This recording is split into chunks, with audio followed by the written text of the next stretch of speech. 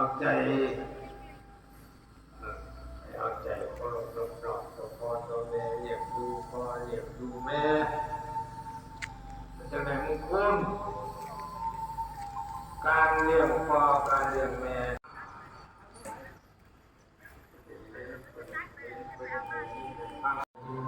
ได้มาจะได้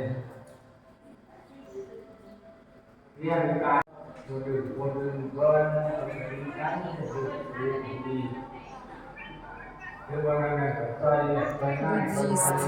Сейчас пописает на алтарь.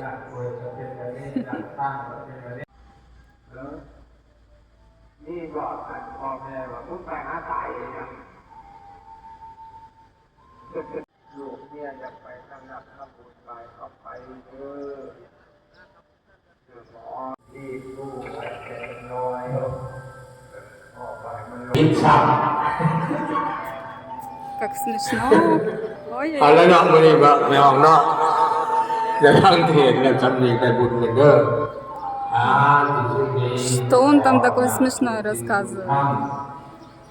อำนาจของพระพุทธเจ้าพระธรรมเจ้าพระสังฆเจ้าจงมาเป็นวาระปัจจัยที่ตามผู้เจ้าไปในที่สุดท้ายอายุดีมีชู้อายุหายสุ